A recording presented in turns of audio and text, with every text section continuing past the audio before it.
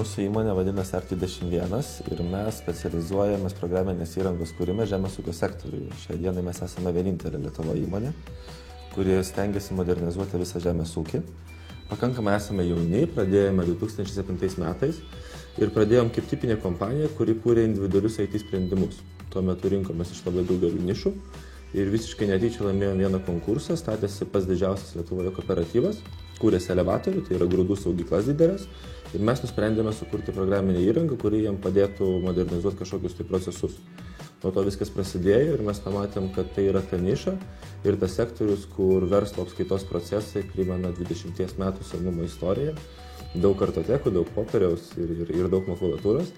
Ir pamatėme, jog programinė įranga iš esmės gali pakelti darbo našumą, ne vien tik tai jį, bet tai yra ir prevencija prieš įvairių sukčiavimų ir vagystes kompanijose ir be abejo pagalbininkas operatyvaus duomenų valdyme. Tai apibendrinant, šios dienos mūsų veikla yra tiražuojamos programinės įrangos gamyba ir mūsų visi produktai yra kuriami po prekinio ženklo AgroSmart šeimos vardu. AgroSmartas veikia iš esmės tokiu būdu, jog su juo ir jo pagalba yra apjungiamas visas grūdų priėmimo procesas elevatoriuose. Nuo automobilio atvažiavimo, baigiant iki jo svorio automatinio nustatymo.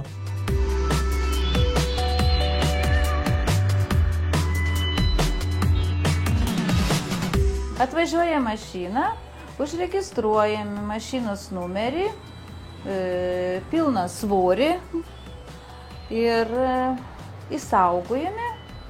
Jis atsiranda lenteliai kompiuteriniai ir paskui grįžta tuščia. Pasveriam tuščią mašiną ir išrašom važtaraštį. Pagrindinė nauda, kad nebereikia rašyti. Būdavo knygos. Prirašom vakare daugybę, daug įrašų. O dabar mes vakare įsitraukiam ataskaitą, viskas būna lenteliai. Ir prisisegam, kiekvienas dienos ataskaitą turim. Ypač yra klientam patogiau. Žmogus turėdavo pildyti ranka priėmimo aktelius, visus duomenys turėdavo savo surašyti ir asmens kodą, ir PVM, ir sąskaitą, viską turėdavo surašyti, man atnešti priėmimo aktelį, užpildyti, aš tik rašydavau svorį. Dabar viskas yra čia, nes yra sutraukti duomenys žmonių, nebereikia jam pildyti ranką ir mums nebereikia rašyti knygos. Į knygą kiekvieną vakarą ir skaičiuoti. Laboratorija tuo metu gali daryti įvairius kokybės nustatymo tyrimus.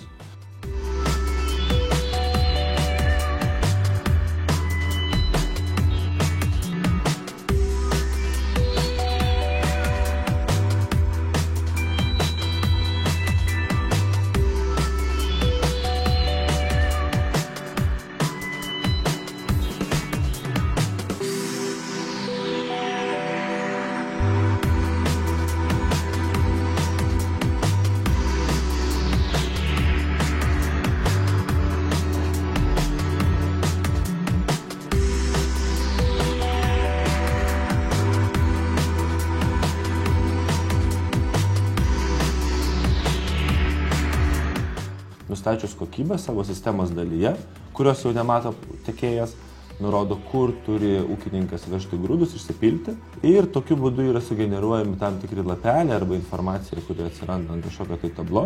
Ūkininkas tą matydamas žino, kur jam reikia vykti, o tenai jau pasitinka operatoriai, kurie vaikšto su nešiojimais arba tais vadinamais portabiliais kišeniniais kompiuteriukais ir mato visą informaciją atvažiavusi krovinį. Kokie grūdai, kokios kokybės, į kokią duobę jam reikia sukoordinuoti tų grūdų išpilimą ir vėliau ką su jais daryti.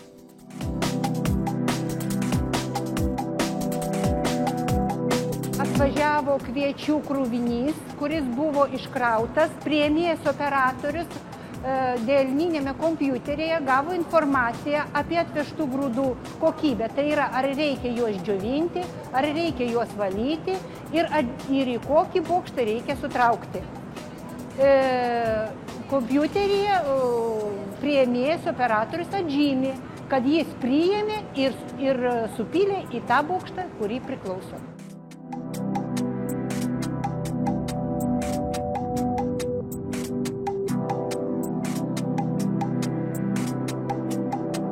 Dienos eigoje viskas vedama ir kai užbaigiamas tyrimas, tai tada va šitie žurnalai būna jau pilni. Dienos pabaigoje yra atspausdinamos ataskaitos. Ataskaitos yra pagrindinės, tai yra svėrimo ir ant svarstyklių. Svėrėja padaro svėrimo žurnalą, o laboratorijai padaromas yra laboratorijos žurnalas, kur matosi atvežtas bruto taro neto svoris, matosi visa kokybė grūdų, visa informacija operatyviai, matai, bet kuriuo momentu gali ištraukti už bet kokį laikotarpį informaciją. Ir bet kada gali pasakyti, kad va mano sandėlyje yra tokios klasės tiek grūdų, tokios klasės tiek kviečių, tiek miežių, bet kuriuo momentu už bet kurį laikotarpį.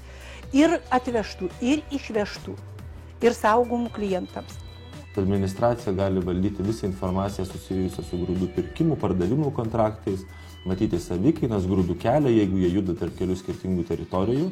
Ūkininkai galų gale iš savo nuotolinių namų arba ofisų gali prisijungti prie smarto trečiosios šalies įrangos ir matyti visą informaciją, kuri yra susijusi su jų veikla, su tuo elevatoriumi. Tai yra, kokius jie turi įsipareigojimus, kokius grūdus jie dabar veža, arba tiksliau, kokius grūdus veža jų vairuotojai elevatoriui. Tai su šita sistema dirba visos įmanomos susijusios šalis ir gali matyti tą informaciją, kur jiem yra aktuali. Ir be abejo, realiu metu. Dėl to mes ir sakome, kad mūsų pagrindinis pliusas tai yra operatyvinis kiekio ir kokybės valdymas. Tai iš esmės Agrosmartas seka kiekvieną grūdų judėjimo žingsnį nuo atvežimo iki išvežimo. Jeigu tos kompanijos užsijama perdirbimo veikla, tai mes be abejo valdome ir patį gamybos procesą. Ar tai yra perdirbimas į pašarus, ar perdirbimas į kažkokį tai spiritą, etilo alkoholį ir taip toliau. Kurdami elevatorių Agrosmartą mes susidūrėme su tokia situacija, jog pasirodo, kad yra privalomieji grūdų apskaitos standartai, kurių tiesiog kiekviena bendrovė privalo laikytis. Ir be abejo, tos standartus kūrė ir kontroliuoja jų besilaikymą valstybinės institucijos. Tai turbūt nuo pat pirmųjų mūsų programinės įrangos kūrimo mėnesių mes pradėjome dirbti su visomis įmanomomis bekuruojančiomis valstybinėmis institucijomis, kurios yra atsakingos už žemės ūkio sektorių. Ir jos yra mūsų sėkmingi partneriai iki dabar. Mes čia matome dvipusį interesą. Iš vienos pusės mes galime realizuoti tai, ko reikalauja valdžia. Iš kitos pusės valstybinės institucijos mūsų produkto pagalba gali daug lengviau ir efektyviau kontroliuoti, kad kiekviena iš tų bendrovių galėtų pagal jų norimus standartus vykdyti tą savo apskaitą, kuri yra reikalinga. Tai ir be abejo pačios bendrovės džiaugiasi, nes vienoje vietoje jos gali, neskirdamas papildomų laiko kaštų, tiesiog sugeneruoti reikalingas ataskaitas, pateikti informaciją ir taip toliau. Tai yra visos turbūt įmanomos asociacijos, tarnybos, kurios būtent užsiima žemės ūkio bendrovių valdymu ir priežiūru.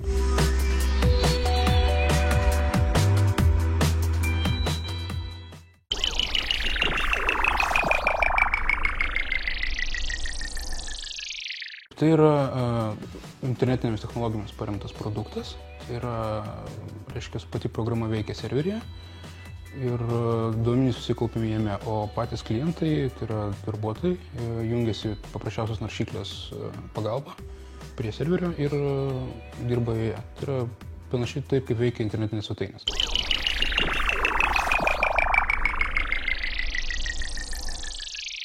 Lietuvoje Agrosmartu naudojasi daugiau negu 65% visų elevatorių ir aš manau, kad tai jau yra beveik maksimali riba, nes apie 20% bendrovių yra tiesiog finansiškai nepajėgius ir tikėtina, kad šiuo metu jos negalės būti mūsų klientais. Bet mes dar turime maždaug 10% judėjimo laisvę ir tai yra vienas iš pagrindinių motivatorių, dėl ko labai aktyviai rūpinamės eksportu. Ir dabar eksporto stadija yra tokia, jog esame pasirengę patį produktą jau lokalizavę rytų Europos rinkai. Dėl to, kad daugelį šalių tame yra vienodi apskaitos standartai ir tai irgi yra vienas pranašumas, nes mes turim daug mažiau išlaidų tiesiog norint adaptuoti kiekvieną rinkai, nes ta rinka yra globali, kalbant tiek apie Rusiją, Ukrainą, Baltarusiją ir panašiai. O ateities vizija yra ta, jog mes norime sukurti bendrą verslo valdymo sistemą arba informacijos valdymo sistemą, kurioje sąveikautų ir tarpusavėje keistųsi informacija visi žemės ūkio sektoriaus dalyviai. Pradedant tais mano jau minėtais grūdų augintojais, grūdų supirkėjais, perdirbėjais, augalininkystės ir gyvulininkystės ūkius turinčius asmenys, galų gale bendrovės, kurios užsiima pienininkystę ir valdžios struktūras.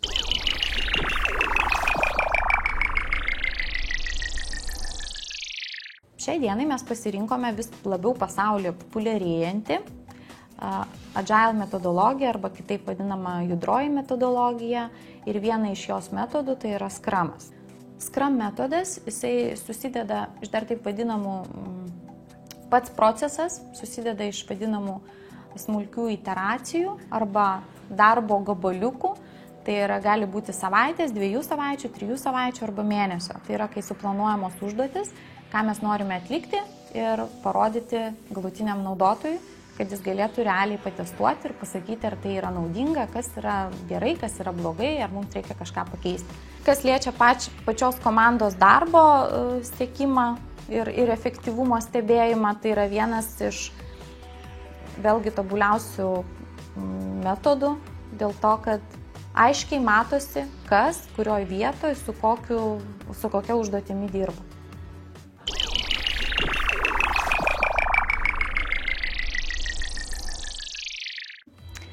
Mūsų naujausias produktas šiai dienai gaminamas yra Agrosmart ūkininkams. Produktas yra skirtas augalininkystės ūkiams. Pradžioje, bet jau mes taip planuojame, jau augalininkystės ūkiuose pritaikyti. Produkto didžiausias naudas, kokias mes siekiame pateikti ūkininkui, tai yra efektyvus ūkio darbų planavimas, jų valdymas bei agronomijos planavimas, valdymas ir agronominiai patarimai. Šiais metais mes jau užbaigėme visus atlikinėjimus mokslinius tyrimus su juo, dabar kaip tik vyksta prototipų kūrimas. To produkto pagrindinis tikslas yra padėti ūkininkui kasdieniuose darbuose, pradedant sėjomainos planavimu, tręšimu, dirvos parengimu sėjai, pačią sėją, dirvos derliaus tiksliau nuėmimu, grūdų sandėliavimu. Iš esmės jisai apjungia visą ratą nuo grūdo pradžios iki jo pabaigos realizacijos. Baigiant to, jog tai turėtų būti ekonominis patarėjas, kuris galėtų ūkininkui simuliuoti jo kažkokias galimas investicijas ir pasiūlyti alternatyvus būdus, atsižvelgiant į jo konkrečią ūkio specifiką. Tai šito produkto kūrime mes dirbame tiek su Žemės ūkio universitetu, tiek su Vilniaus Gedimino technikos universitetu, daugeliu valstybinių įstaigų ir mūsų tikslas yra iš jų visų surinkti jų turimą know-how, pasinaudoti jų turimais moksliniais tyrimais, dalį jų pritaikyti savo atliekamuose moksliniuose tyrimuose ir tokiu būdu sukurti produktą, kuris būtų pritaikytas būtent Lietuvos rinkai, kuris galėtų savalaikiai atlikti skaičiavimus, tiek agronominius, tiek ekonominius, finansinius ir taip toliau, ir suteikti be abejo maksimalią naudą tam paprastam ūkininkui Lietuvos. Žemės ūkis buvo užmiršta tokia kaip ir kryptis, kur mažiausiai buvo diegiama inovacija, o vis dėlto tokia šaka, kuri tikrai reikalauja daug laiko, resursų, energijos ir iš tikrųjų tas palengvinimas ūkininkui, tas programas, tai padeda modernizuoti ūkį, taupyti lėšas, laiką. Ten pasirinkta kryptis, kur R21 pasirinko, aš manau, tikrai turi didelę perspektyvą, kadangi ūkių Lietuvoje vis dėlto apie 80 000 yra, kur intensyviai dirba ir tas programas tikrai yra reikalingos, o ta programa ne vien tik tais, kad palengvina darbą, bet ir, kaip žinia, tiksliai apskaita visada leidžia sutaupyti tam tikrus resursus, nes ir tada gali pastebėti ir vagystės, ar kur neekonomiškai dirbama, kur negaunama pelno, gali pasižiūrėti, iš kurio lauko, ar reikia technologijas keisti, ar reikia kultūrą kitą keisti. Tai aš manau, čia reikalinga ir laiku ta inovacija įdiegta žemės ūkį.